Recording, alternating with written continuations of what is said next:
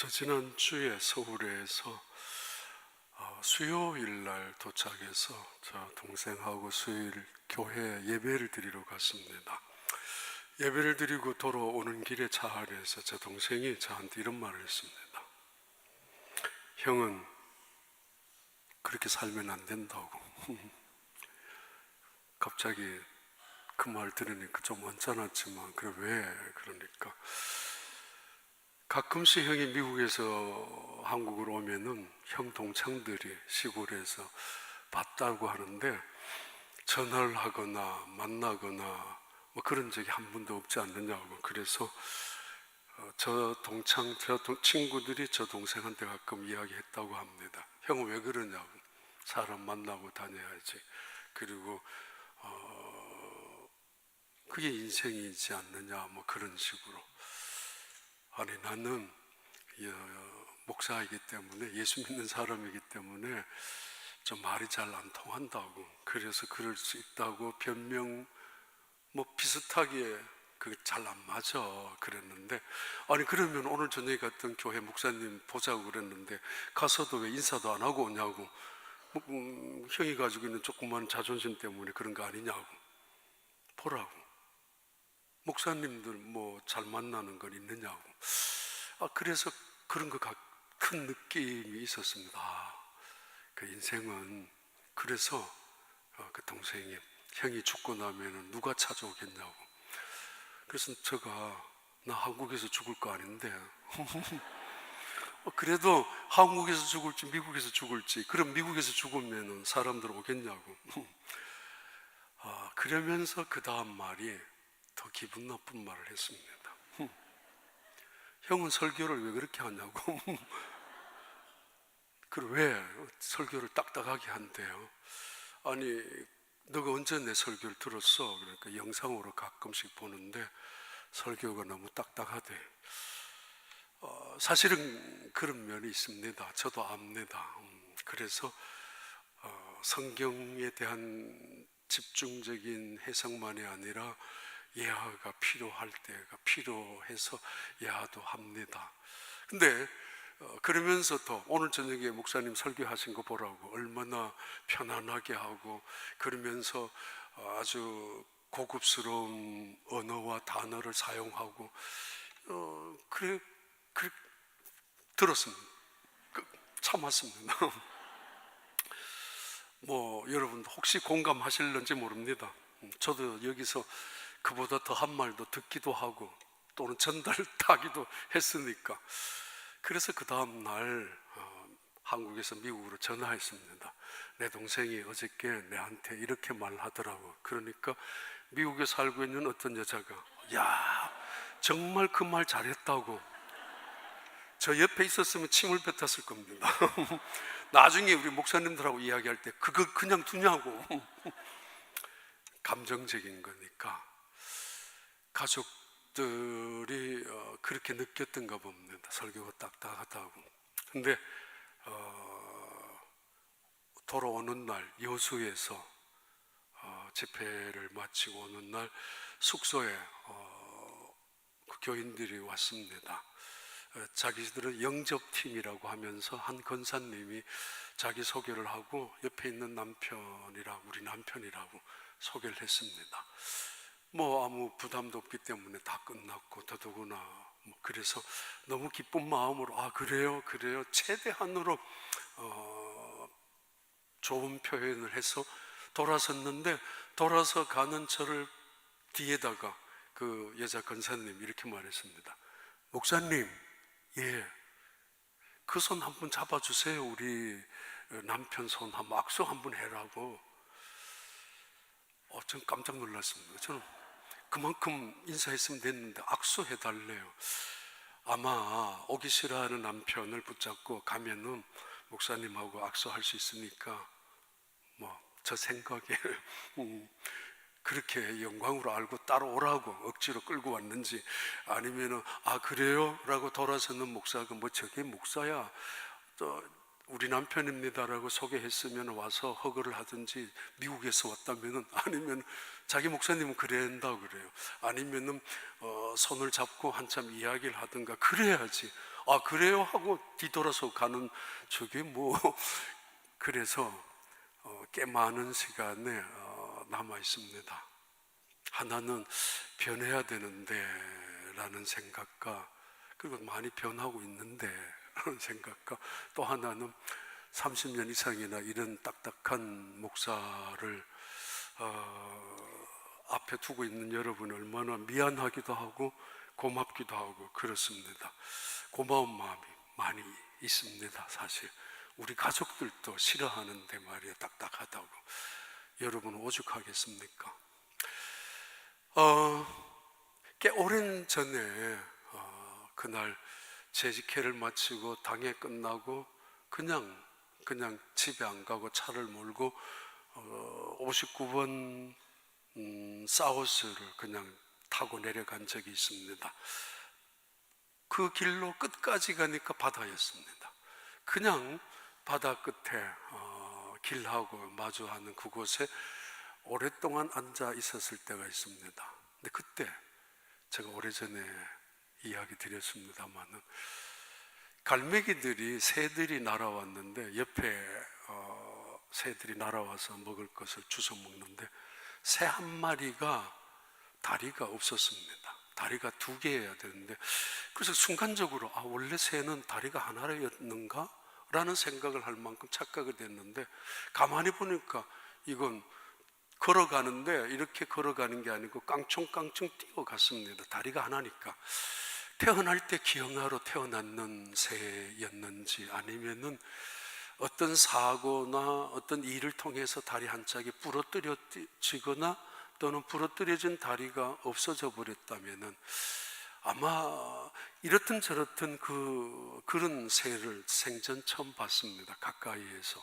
그래서 나중에 찾아보니까 그런 시가 있었습니다. 정채봉이라는 분의 시인데, 상처 없는 새가 어디 있겠느냐고. 이 세상 살아가면서 이 세상의 모든 것들이 다 상처가 있는데 새들도 상처가 있다고.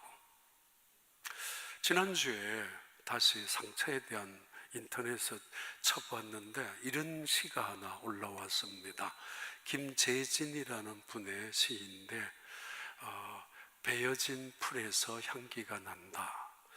알고 보면 향기는 풀의 상처다. 베이는 순간 사람들은 비명을 지르지만 비명 대신 풀들은 향기를 지른다. 그래서 지난 한 주간 시차도 있고 하니까 마음속에 많이 남아 있었습니다. 일반적으로 물고기는 상처를 갖더라도 고통을 느끼지 않는다라고 인식해 왔습니다.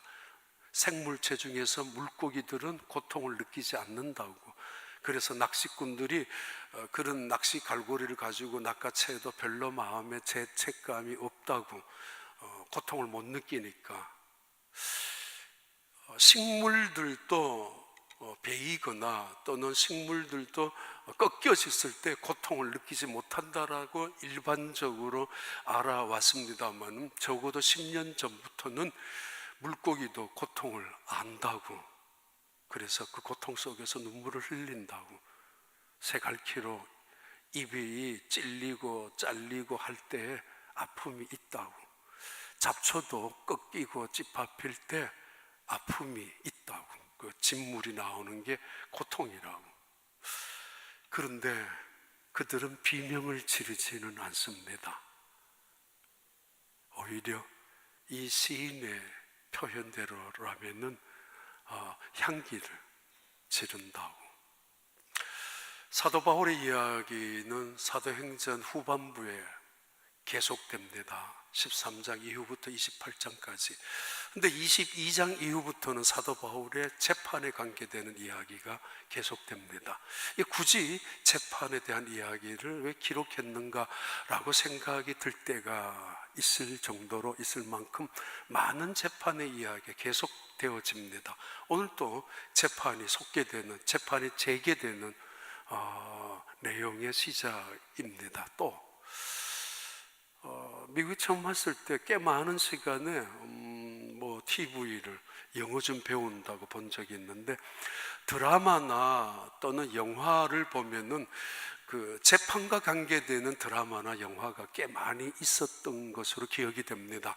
그래서 미국 사람들은 재판에 관한 것을 좋아하는가, 변호사와 검사의 싸움이나 증거에 대한 드러내는 거나 이런 논리적이고 아주 구조적이고 이성적인 그런 싸움에 대해서 관심이 많다라는 것을 느낀 때가 있었습니다. 재판에 관한 거, 그래서 변호사가 많은지 모르겠지만은 아무튼 이 사도 바울, 그는 예루살렘에 올라왔다가 붙잡혀서 체포가 되고 가이사라로 내려왔습니다. 그를 호송하기 위하여 적어도 470명이나 되는 로마의 군인들이 그를 호송해서 가이사라로 내려왔습니다. 재판을 받기 위해서. 그리고는 2년이 지났습니다.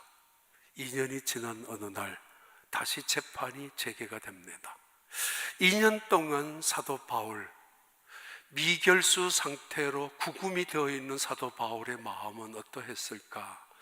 아무리 그가 평온을 유지했다 할지라도 하나님의 뜻 속에서 하나님이 이미 예언한 대로 그가 예루살렘에서 가이사라에서 로마까지 간다라는 사실을 믿고 있었지만은 무료하게 지날 수 있는 2년 동안의 시간은 그에게는 어쩌면은 상처일 수 있습니다. 근데 그 시간에 그가 질러대는 비명소리를 듣지 못하고 있습니다. 진정서를 내거나 호소문을 발표하거나 탄원서를 내거나 하는 것이 없이 2년의 시간이 흘렀습니다. 사도행전 25장 1절 이렇게 시작합니다. 베스도가 부임한 지 3일 후에 가이사라에서 예루살렘으로 올라가니, 베스도라는 12번째 총독이죠. 바로 그 전에 총독은 벨릭스, 이야기 드렸죠. 노예 출신이었는데 그 형제가 얼마나 야심만만했는지, 아니면 얼마나 대단한 그 열성적으로 노력하며 살아왔는지 입지적인 인물이었다고, 이 벨릭스라는 사람. 또는 부정적으로 보면은 이 벨릭스라는 이 사람이 총독까지 올라가기 위해서 밑에 사람들을 얼마나 야비할 정도로 짓밟았을 것이며 짓눌렀을 것이며 자기의 욕심을, 자기의 어떤 야심을 채워가기 위해서, 또는 윗사람들에게는 비굴할 정도로 아부했었을 것이라는 짐작도 가능합니다. 그래서 그의 형제가 로마의 황제에게 빌붙어서 돈으로 총독을 사서 갈릴리 지역의 총독으로 왔었던 벨릭스, 그는 뇌물에 관심이 많았고 언제나 뇌물이 그의 재판의 수단이 되었던 사람 벨릭스였습니다. 유대인들의 진정서를 통해서 이 벨릭스라는 탐욕스러운 탐관오리의 대명사였던 이 사람은 네로 황제의 소환 명령을 받고 돌아갑니다. 전설에 의하면 그는 정신병자가 돼서 미친 듯이 죽고 맙니다. 그 많은 돈 어디다가 썼는지 하나도 제대로 사용해보지도 못한 채로 그렇게 살다가 정신병자로 죽어버린 벨릭스, 바로 그 후임으로 찾아온 베스도, 이 사람은 부지런한 사람이고 성실한 사람입니다. 그리고 성실하다는 이야기는 자기가 주어져 있는 책임에 대단히 민감한 사람이라는 것을 의미합니다. 로마에서 가이사라까지 오는 거리가 쉽지 않습니다. 배를 타고, 요즘 비행기나 무슨 고속철도가 있었습니까? 배를 타고 와야 하는데 7일에서 10일 정도 걸렸을 것입니다. 긴 백길 속에서 피로할 수 있었는데 첫째 날 이 로마에서 가이사라에 도착했습니다. 첫째 날. 둘째 날 그는 잠깐 눈을 붙였을 것입니다. 그리고 쉬었을 것입니다. 그런데 하루가 지나자마자 셋째 날 그는 예루살렘으로 올라갑니다. 인사차 방문합니다. 그가 얼마나 부지런하다라는 것, 그 이상의 그가 얼마나 성실하다는 사람이며 동시에 그는 책임감이 강한 사람인 것을, 행정가인 것을 알 수 있는 대목입니다. 그는 예루살렘으로 올라왔습니다. 부임 인사차 방문한 것일 수도 있는데 원래 그 정도라면 일부러 예루살렘에 연락해서 인사하러 내려오라고 선물도 갖고 오라고 말할 수도 있는 위치의 사람입니다. 근데 그가 예루살렘에 올라가서 예루살렘에 있는 대제사장들 2명이었기 때문에, 그리고 예루살렘에 있는 유력한 지도자들, 유대 지도자들 잘 사귀어놔야 자기가 행정적으로, 정치적으로 어떤 행정력을 발휘하는데 힘이 될 수도 있고 도움을 받을 수도 있지 않겠습니까? 그런 면에서 예루살렘에 인사차 찾아온 것입니다. 2년 만에 총독이 바뀌어진 이때, 사도행전 23장 11절 한번 볼까요? 그날 밤에 주께서 바울 곁에 서서 이르시되 담대하라, 내가 예루살렘에서 나의 일을 증언한 것 같이 로마에서 증언하여야 하리라 하시니라. 사도 바울 2년 동안 이 말씀 붙잡고 있었을 것입니다. 이 말씀, 로마로 갈 것이라는 하나님의 약속을 붙잡고 있었을 것입니다. 그러나 그럼에도 여전히 2년 동안 그는 죄수의 신분이었고 여전히 부자유한 구금 상태에, 미결수로의 상태로서 오히려 불안할 수 있는 상황에 놓여져 있었던 지난 2년이었습니다. 어떻게 있었을까? 시편 27편, 저한테 한동안에는 참 많은 시간에 힘이 되었던 말씀인데, 지난 한 주간 저녁마다 한 번 더 찾아보았던 말씀입니다. 우리 함께 읽습니다. 군대가 나를 대적하여 진칠지라도 내 마음이 두렵지 아니하며 전쟁이 일어나 나를 치려할지라도 나는 여전히 태연하리로다. 내가 여호와께 바라는 한 가지 일, 그것을 구하리니 곧 내가 내 평생에 여호와의 집에 살면서 여호와의 아름다움을 바라보며 그의 성전에서 사모하는 그것이라. 다윗의 신앙 고백입니다. 5절, 여호와께서 환난 날에 나를 그의 초막 속에 비밀히 지키시고 그의 장막 은밀한 곳에 나를 숨기시며 높은 바위 위에 두시리로다. 25년도 더 넘었을 것 같은데, 그때 59번 사우스로 그냥 차를 타고 내려가서 그날 내내 묵상했었던, 우연히 그때 시편을 많이 봤던 25년도 더 됐을 거라고 보는데, 그때 기억나는, 그때 저에게 많은 힘이 되었던 말씀입니다.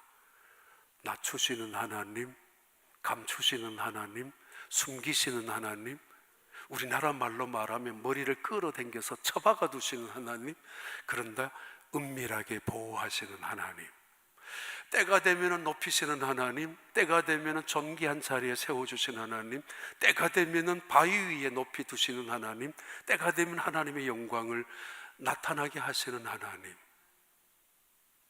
우리는 낮은 자리에 심지어 머리를 끌어당겨서 숙이라고 낮추어 주시는 그때 힘들어하죠. 내가 왜? 아니 언제까지? 그리고 오기도 생기죠. 지까지 것들로 이러면서.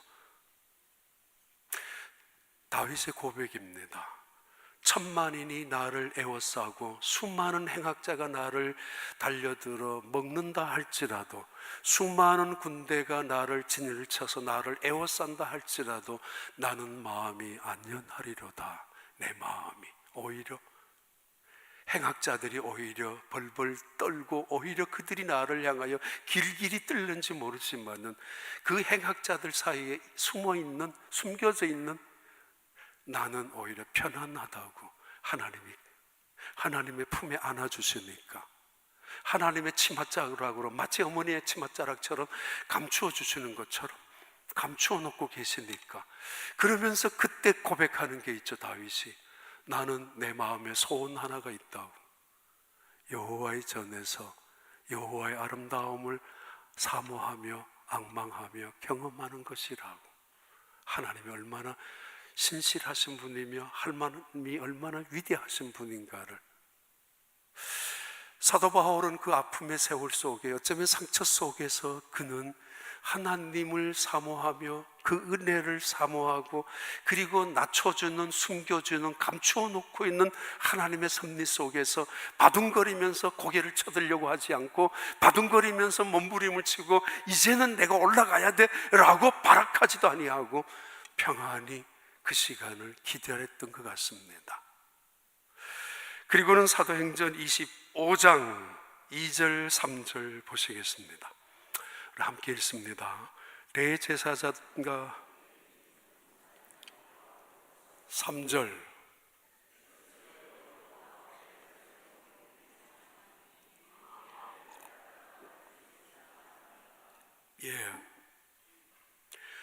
지금 가이사라의 총독으로, 12대 총독으로 부임한 베스도, 그는 능력이나 행정가적인 또는 정치가적인 센스도 있는 실력가로 인정받는 사람입니다. 그가, 베스도 총독이 예루살렘에 인사차 왔습니다.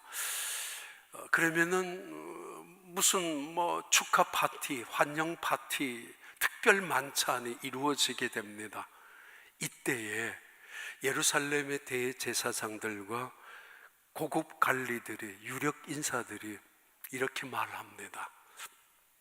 베스도 총독에게, 총독님, 바울 있죠? 예. 가이사라에 내가 보니까 인수인계장에 보니까 벨릭스가 2년 동안이나 구구류 해놓았는데 보았습니다. 그 사도 바울을 예루살렘으로 올려 보내십시오. 여기서 재판하도록 하겠습니다. 이렇게 제안을 합니다. 아니, 지금 그 일이 중요한 일입니까? 그게 그렇게 급한 문제입니까?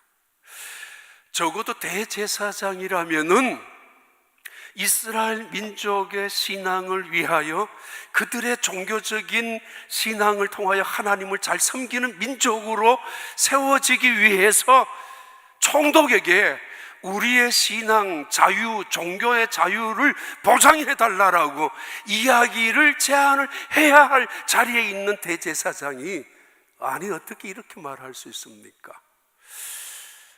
국회의원 격이었던 산헤드린 공회원들, 그들이 치안을 이야기하면서 좀 불안정한 우리나라를 당신이 왔으니까 치안을 좀, 질서를 지켜달라고, 질서를 좀 잡게 해달라고, 아니면 민생이 좀 어지러우니까 우리 백성들을 위해서 행정적인 조치를 이거는 빼주고 이거는 다시 보완해달라고, 이런 이야기를 해야 되는 것이 정상적인 공무원이고, 아니 정상적인 백성들을 위한 관료들이어야 하는 것이 아니겠습니까? 그런데 이들은 지금 사도 바울을 말합니다. 그것도 적고 있죠. 그들은 속셈이 있습니다. 사도 바울을 가이사라에서 예루살렘으로 다시 되돌아올 때 매복했다가 죽이려고. 기억나죠? 2년 전에 똑같은 생각, 똑같은 고집, 똑같은 미움과 증오를 가지고 있었다는 것, 똑같은 음모를 가지고 있었다는 것, 2년 전에도. 근데 지금 똑같이 말을 합니다.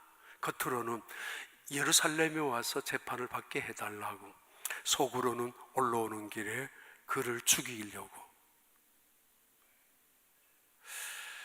대제사장이라면은 일주일에 한 번 이상은 제사를 드렸던 사람입니다.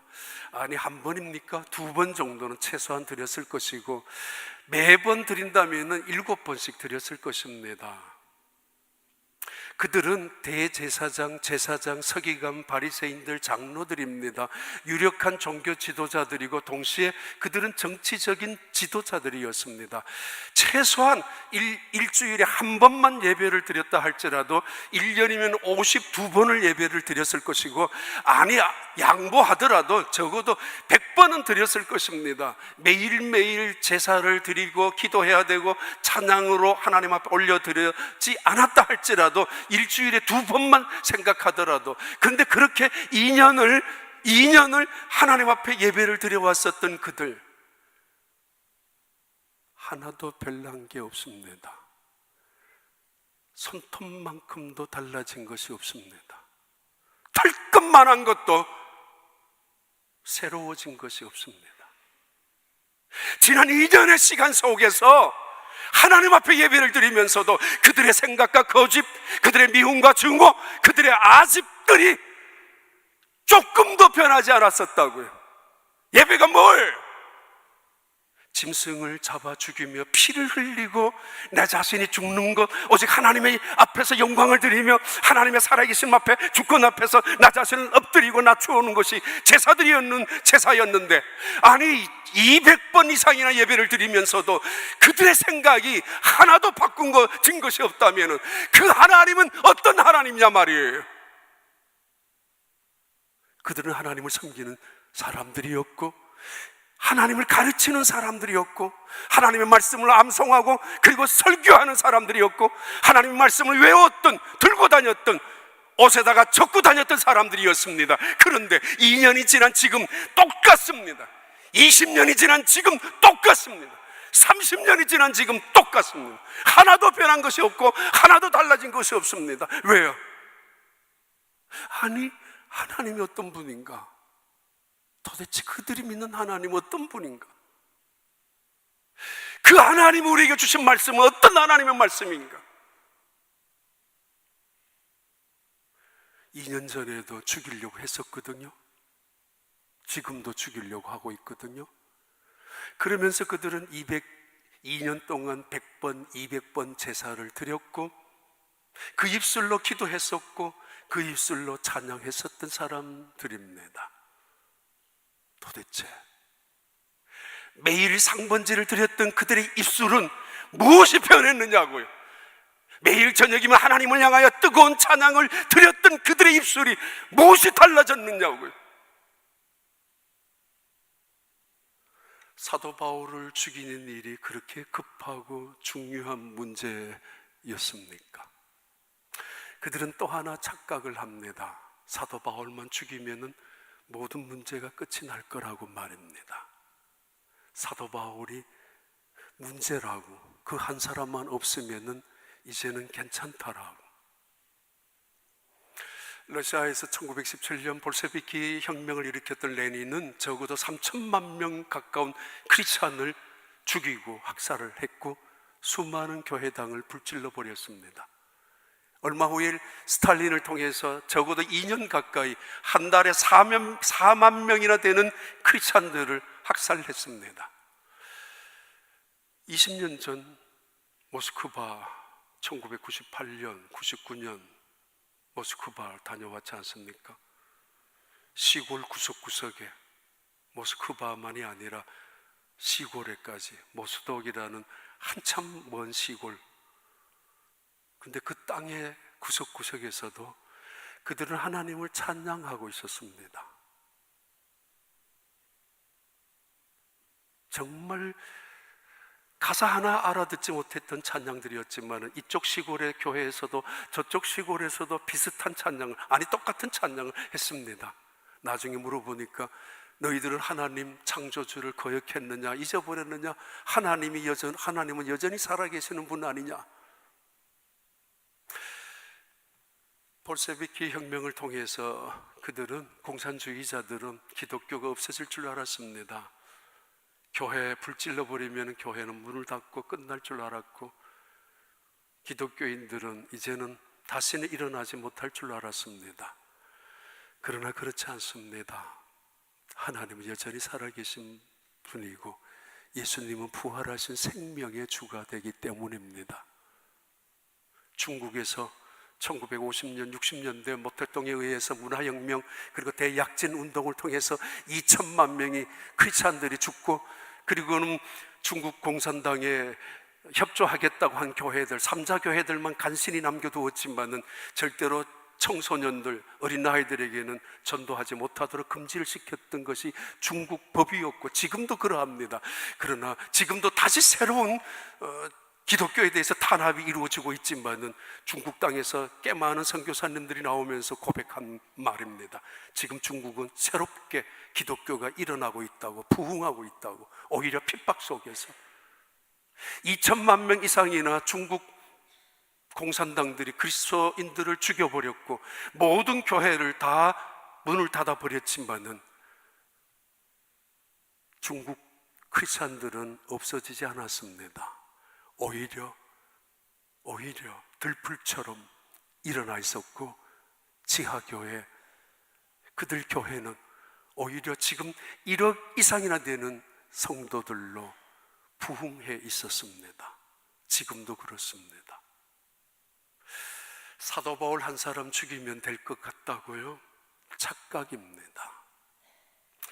4절 5절 볼까요? 25장 4절과 5절. 베스도가 대답하여 바울이 가이사라에 구르된 것과 자기도 멀지 않아 떠나갈 것을 말하고, 5절에 또 이르되 너희 중 유력한 자들은 나와 함께 내려가서 그 사람에게 만일 옳지 아니한 일이 있거든 고발하라 하니라.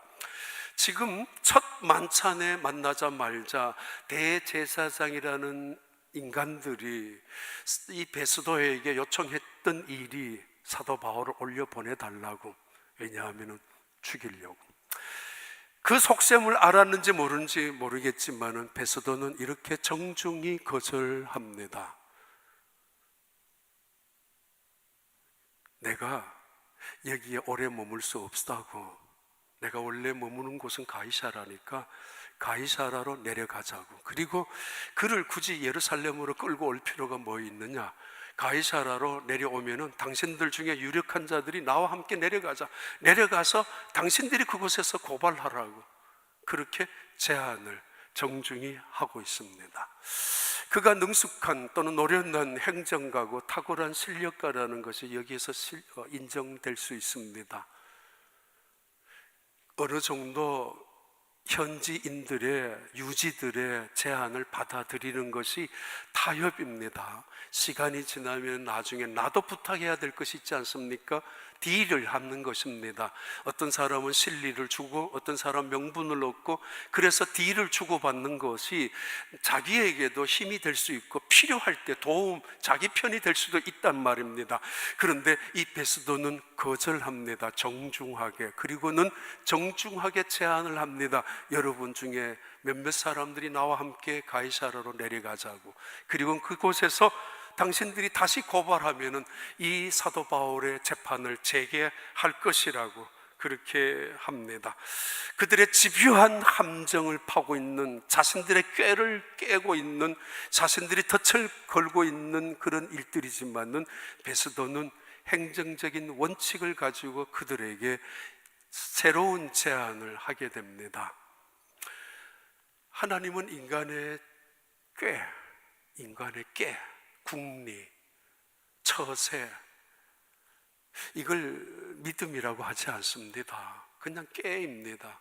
그냥 처세를 부리고 궁리를 갖고 살아가는 것입니다. 믿음으로 살아간다는 것은, 하나님의 은혜로 살아간다는 것은 말씀으로 살아간다는 것이고 순리대로 살아간다는 것을 말합니다. 제 동생 이야기해서 미안한데요, 아니 오래간만에 같이 며칠을 지냈는데 많이 변해 있었습니다. 예배드리는 모습이, 태도가 변해 있었고, 말하는 태도가 또는 생각하는 것이 많이 달라져 있었습니다. 옛날하고 다르게, 전에하고는 저희 식구들이 다 신앙 안에서 열심히 살아가고 있지만은 제 남동생은 조금은 자기 하고 싶은 대로 했었던 사람인데 지금 많이 달라져 있는 것을 보았습니다. 그 아픔이나 또는 상처가 있는데 그 상처 속에 얼마든지 불평을 쏟아낼 수 있었는데, 보니까 저는 그 아픔 속에서 제가 많은 향기라 그러면 이상할까, 그 은혜를 배우고 왔습니다. 1517년 10월 31일, 오늘 주일이 종교개혁주의를 기념하는 주일이 됩니다. 502년 전에 1517년 위텐베르그라는 성당 문 앞에 그 95개 조의 조항을 마르틴 루터가 붙여놓았습니다. 95개 조, 그것은 로마 교황청을 향한 도전이었고, 물론 이 시작이 개신교를 시작하는 것이라고는 짐작도 하지 못했던 시작이었는데,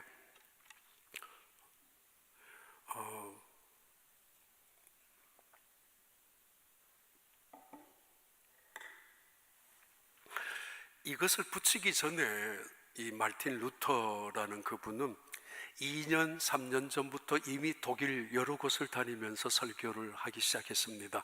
그리고 많은 신학교 학생들에게 그의 강의를 통해서 그는 그 하나님의 말씀을 전달하기 시작했는데, 수많은 사람들이 그의 설교 앞에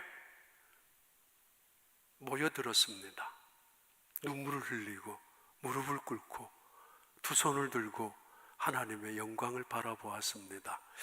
지금까지 그들이 그래왔던 모든 미사나 제사나 예배는 당연히 교황이 최고의 자리에 서 있었고, 교황이 위대하다라는 것을 보았고, 사제들도 대단한 사람이었고, 그리고 황제들까지도 그들의 자리가 특별한 자리라는 것을 느낄 수밖에 없었던 그런 미사를, 그런 제사를 드려왔었는데, 그러나 이 마르틴 루터의 설교를 들으면서 그들은 교황의 권위나 황제의 권위는 이런 것은 오히려 우습게 여겨지며, 예수 그리스도가 어떤 분인지, 하나님이 얼마나 위대한 분인지를 알게 되면서 그가 높여지는 사실 앞에서 그들은 너무도 마음속에 감동을, 황홀한 경험을 느끼기 시작했습니다.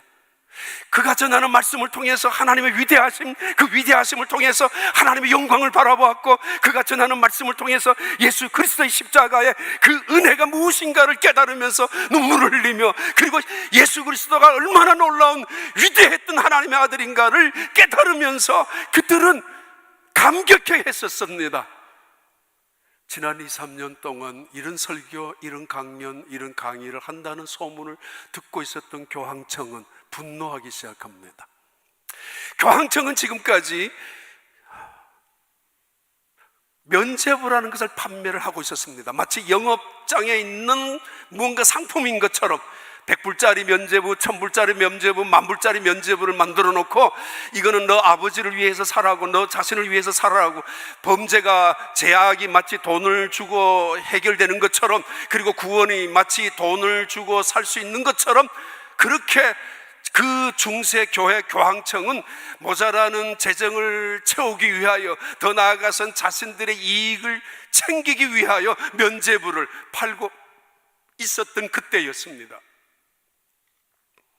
심지어 억지로 성경의 근거를 갖다 붙이기도 하고, 때로는 감성적으로 당신의 아버지나 당신의 가족들, 당신의 혹은 자식이 죽어서 연옥에 가 있지 않느냐, 고통을 당하고 있는데, 만약에 면죄부를 사는 순간 당신이 떨어뜨리는 금화가 헌금기에 떨어지면은 당신의 가족들은 그 고통받는 연옥의 자리에서 천국으로 옮겨진다라고까지 설명하고 있었던, 감성적으로까지 접근하고 있었던 면죄부 판매.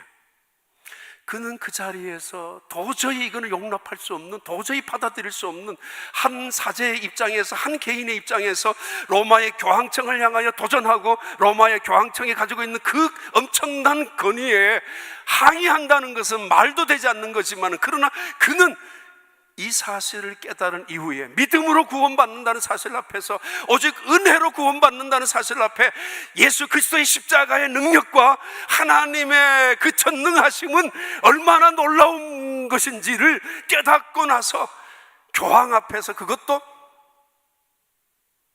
우습게 여기는 그런 설교를 해오다가 결국은 1517년 10월 31일 날, 502년 전 오늘, 이번 주 그는 붙여놓은 것입니다.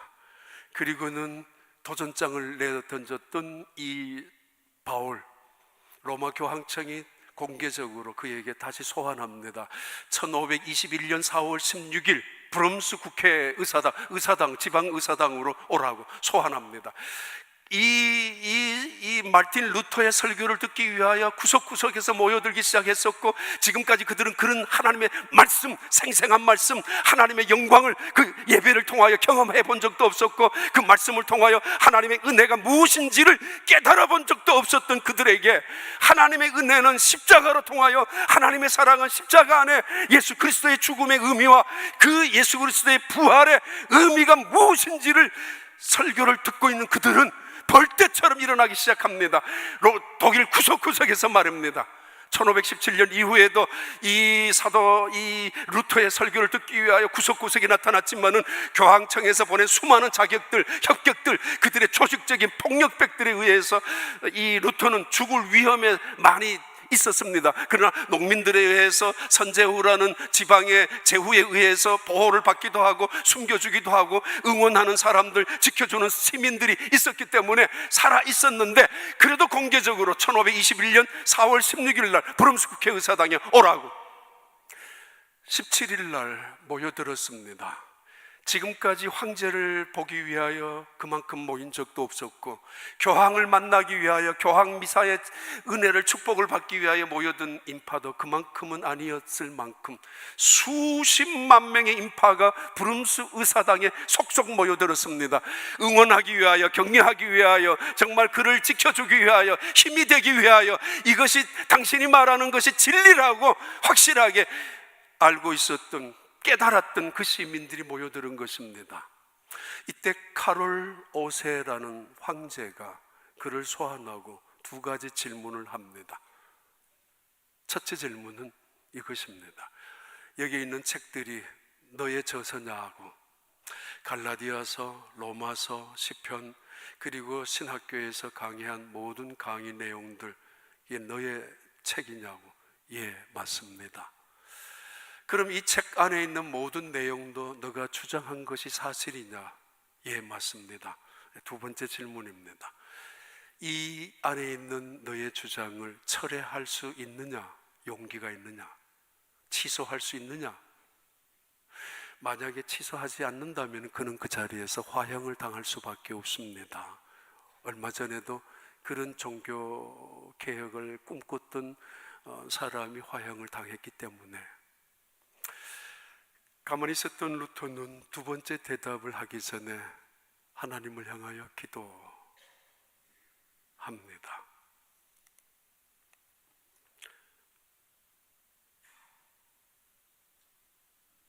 그런 그 기도 속에서 이렇게 고백합니다. 하나님 아버지, 내가 브룸스까지, 이 의사당까지 오는 길은 불길 속에 있었던 길이었습니다. 그러나 그 불꽃이 하늘에 닿는다 할지라도 나는 주님의 이름으로 이 가운데를 통과하여 여기까지 왔었고, 그리고 여전히 그들이 나를 불을 태워서 죽인다 할지라도 나는 이 모습 이대로 하나님 앞에 고스란히 서게 될 것입니다. 내가 지금 맹수의 입안으로 들어가고 있다 할지라도 그 이를 부술지언정 나는 이 자리에서 예수님을 증거하기를 원합니다. 그렇게 기도했었던 이 루터는 카롤 5세 황제에게 내일 다시 여기 와서 대답하겠다고 그랬습니다. 내일 여기에 와서 다시 대답하겠다고. 사도행전 25장 마무리를 하겠습니다. 25장 8절부터 11절까지 함께 읽습니다. 바울이 변명하여 이르되 유대인의 율법이나 성전이나 가이사에게나 내가 도무지 죄를 범하지 아니하였노라 하니. 9절 베소도가 유대인의 마음을 얻고자 하여 바울더러 묻되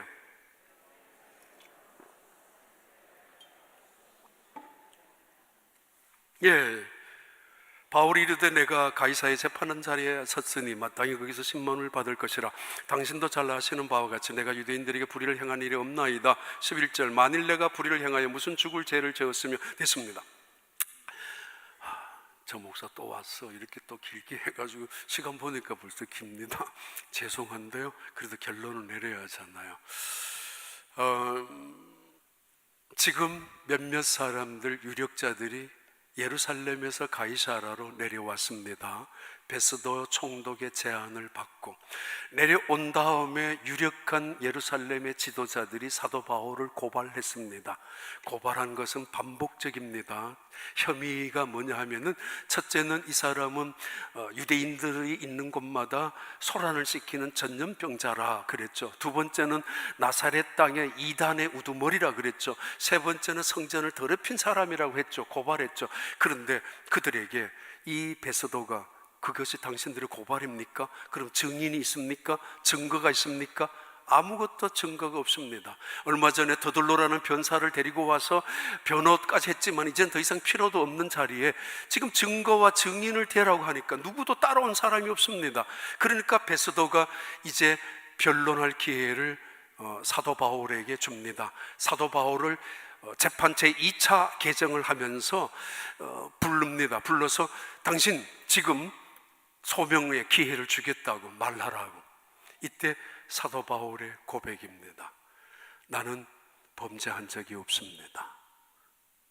하나님께도 가이사 황제에게도 범죄한 적이 없습니다. 저들이 지금 나를 향하여 전염병자같이 소란을 시키는 선동꾼이라고 말하고 있지만은 내가 예루살렘에 올라간 지 10일, 그때 10일 동안 단 한 사람도 만난 적이 없고, 만난 사람들에게 만났다 할지라도 선동꾼으로서 그들의 마음을 훔치는 도둑놈처럼 내가 행동한 적이 아무도 한 번도 없다고. 아니, 말해보라고. 내가 언제 예루살렘에 올라가서 선동을 일으켜서 예루살렘을 소란하게 했느냐고. 소란을 만드는 장본인은 저들이라고. 소란꾼들은 저들이고 음모와 술수를 부리는 사람들은 저 사람들이라고. 무슨 덫을 만들고 함정을 만들고 계획을, 꿍수를 만들고 깨를 써가지고 죽이려고 했던 사람들, 저 사람들이라고. 그리고 나는 나사렛 땅의 이단의 우두머리라고 하는데 나는 우리 조상 아브라함과 이삭과 야곱의 하나님, 그 하나님을 믿는 사람이라고. 동시에 그 선지자들, 하나님이 보낸 선지자들의 성경을 하나도 남김없이 믿고 신뢰하고 의지하고 순종하는 사람이고, 그 말씀 안에서 예언된 메시아, 그 메시아가 바로 나사렛 예수인 것을 믿는 사람이라고. 그리고 나는 그 안에서 부활의 소망을 가진 사람으로 있다고. 한평생 하나님을 믿으면서도 아브라함의 하나님, 이삭의 하나님, 야곱의 하나님 입으로는 떠들었지만은 그 하나님을 제대로 섬겨본 적이 없는, 그리고 그 하나님이 주신 말씀을 제대로 순종 한번 해본 적이 없는 저들과, 그 말씀 속에서 메시아가 누구인가를 가르쳐 주었는데도 불구하고 그 메시아를 잡아 죽인 저들과 나는 다르다라고. 오히려 지금 그들이 솔직히 가슴이 찔리는 이유는 이것입니다. 이 사도 바울이 말하는 대로 만약에 예수님이 메시아라고 한다면 그들은 메시아를 죽인 자들이 되고 말거든요. 근데 이 메시아, 이 사도 바울은 죽여야만 자기들의 죄책감이 사라질 것 같아서 죽이려고 끝까지 집착을 갖고 있는 거 아닙니까? 하여튼 사도 바울은 말합니다. 나는 우리 조상의 하나님을 믿는다. 나는 우리 선지자들의 글을 믿는다. 신뢰하고 순종한다. 그리고 그 안에서 이루어진 약속을 믿는다고. 그 약속이 메시아라고. 그리고 그 메시아는 바로 예수의 십자가의 죽으심과 부활을 우리에게 보여주신 그 메시아가 아니냐라고. 나는 이 메시아를 온 세상의 인류의 소망인 것을 그들에게 증거하고 있다라고. 도대체 하나님을 믿으면서, 아니 도대체 하나님을 믿고 섬기면서도 무엇을 기다리고 있는지 저들이 문제가 아니냐라고. 절망하고 살아가는, 희망 없이 살아가는, 죽음 속에 살아가는, 아직도 예수가 그리스도임을 고백하지 못하고 메시아임을 인정하지 못하고 살아가는 그들에게 예수님 십자가의 죽으심과 부활하심을 증거하는 것이 나의 사명이라고. 이것이 기독교 아닙니까? 그리고 저들은 나를 성전을 모독한 사람이라고 이야기하지만 나는 성전의 오순절 절기를 지키기 위하여 내려왔고, 절기를 지키기 위하여 예물까지 준비했었고, 절기를 지키기 위하여 결례를 행한 것이라고. 아니, 증거를 대보라고. 내가 무슨 성전을 더럽힌 적이 있었느냐라고. 그렇게 변론한 사도 바울에게 베스도가 말합니다. 그래, 그러면은 예루살렘에 올라가서 재판받기를 원하느냐, 아니면 가이사에게 가서 재판받기를 원하느냐. 그때 사도 바울은 가이사에게 가기를 원합니다. 공개적으로 질문하죠. 유대 사람들에게도 어느 정도로 비유라도 맞춰주기 위해서. 결론입니다. 시편 46편 1절부터 우리 한번 읽겠습니다. 3절까지 함께 읽습니다. 하나님은 우리의 피난처시요 힘이시니 환난 중에 만날 큰 도움이시라. 2절에 그러므로 땅이 변하든지 산이 흔들려 바다 가운데 빠지든지, 3절에 바닷물이 솟아나고 뛰놀든지 그것이 넘침으로 산이 흔들릴지라도 우리는 두려워하지 아니하리로다. 보름수 국회의사당에 두 번째 날에 찾아왔었던 모든 사람들이 이번에는 가지 말라고 했습니다. 이번에 죽는다고. 그러나 그는 찾아가서 말합니다. 그리고 고백합니다. 여호와는 나의 산성이요 나의 방패라고. 그리고 나는 내가 적은, 내가 고백한, 내가 설교한 그 책자의 한 글자도 바꿀 수 없다라고. 오직 은혜로 구원받는 것이라고. 오직 믿음으로 구원받는 것이라고. 한 글자도 취소할 수 없다라고 선언하고 그 자리에 일어섰던 말틴 루터. 그는 찬양곡도 많이 지은 음악가이기도 합니다. 캐롤과 관계된 특별히 내주는 강한 성이요 찬양을 부를 만큼 그 자리에서 담대하게 일어섰던 사람입니다. 우린 살아가면서 신앙생활하면서도 상처가 있습니다. 사도 바울 상처 많은 사람입니다. 40에 하나 감한 매를 5번이나 맞았습니다. 3번으로 태장을 맞았습니다. 살점이 찢어졌던 흔적들이 고스란히 있습니다. 한 번 돌에 맞아 죽을 뻔도 했었던 사람입니다. 얼마나 많은 구석구석에 깨면 자국, 상처난 자국 그대로 있었을 것입니다. 그런데 그는 그 상처마다 이름을 붙여놓았습니다. 스티그마, 예수의 흔적이라고. 예수님이 자신의 그 아픔의 상처를 손으로 만져준 흔적, 예수님이 찾아와서 사랑해 주셨던 사랑의 흔적의 이야기들, 그런 것을 예수의 흔적, 스티그마라고. 그 많은 상처들 속에 죽는다고 비명을 지른 사람이 아니라 아름다운 찬양으로, 향기로 고백한 사람이 사도 바울입니다. 재판정에서도 그는 여전히 똑같았고, 말틴 루터 역시 사도 바울의 고백대로 오직 의인은 믿음으로 말미암아 산다는 고백대로 그는 그 고백 하나를 붙잡고 시작한 새로운 교회, 독일에서는 루터란 처치가 되고 스위스에서는 장로교 프레스비테리안 처치가 되고 영국에 가서는 성공의 에피스코팔 처치와 나중에 감리교가 되고 미국에 건너왔을 땐 이 4가지 교회와 동시에 크라이스트 오브 처치와 침례교회와 오순절 교회가 미국에서 시작되는 개신교가 됩니다. 개신교의 원리는 하나님의 말씀입니다. 말씀. 기도하겠습니다. 하나님 아버지,